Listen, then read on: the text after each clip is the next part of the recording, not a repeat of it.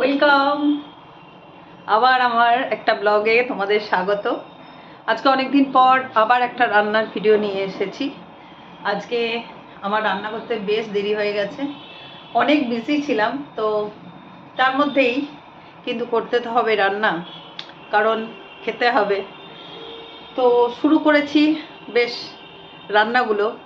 তো প্রথমেই দেখাই তোমাদেরকে, ফুলকপি আলুর তরকারি করেছি, আর দেখাচ্ছি, একটু ওয়েট করো। সাথে করেছি তেলাপিয়া মাছের ঝাল সর্ষে দিয়ে, আর তার সাথে করেছি, মেয়ে খাবে বললো এই কারণে অল্প একটু চিকেন কষা, আর ডালটা বানিয়েছিলাম পরে বলছি।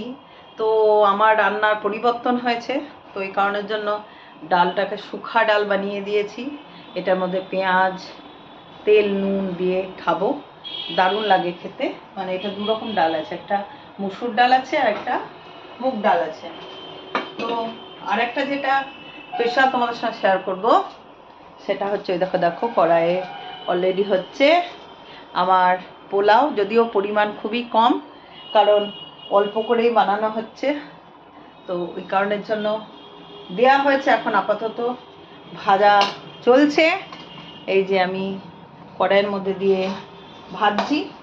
এটা গোবিন্দভোগ চালটাকে তোমার জল ছড়িয়ে ওর মধ্যে নুন, হলুদ, একটু চিনি, একটু ঘি আর অল্প একটু আদা গ্রেটেড করে এটা দেওয়া আছে। তারপরে এর মধ্যে দিয়েছি ঘি, একটু তেল, এটা একটু ভাজা ভাজা হবে। আর তোমরা নিশ্চয়ই তো জানোই যে যেরকম চাল হবে তার ডবল জল দিতে হবে। তো জলটা অলরেডি আমি, যেহেতু এটা গরম জল লাগে, এই যে বাটিতে গরম জল অলরেডি আমি বসিয়ে দিয়েছি। তো আজকে ছিল আমার একটুকুই মেনু, তাই দেখলাম তোমাদের সঙ্গে একটু শেয়ার করি। তো এই কারণের জন্য তোমাদের সঙ্গে করে দিলাম। বন্ধুরা, তোমাদেরও বাড়িতে কখনো কি কি রান্না হয়, কি করছো একটু জানিও। আমার আজকে এটুকুই ছিল, তাই তোমাদেরকে জানালাম। ভালো থেকো, আবার আসবো কোনো একটা ব্লগ নিয়ে। টাটা।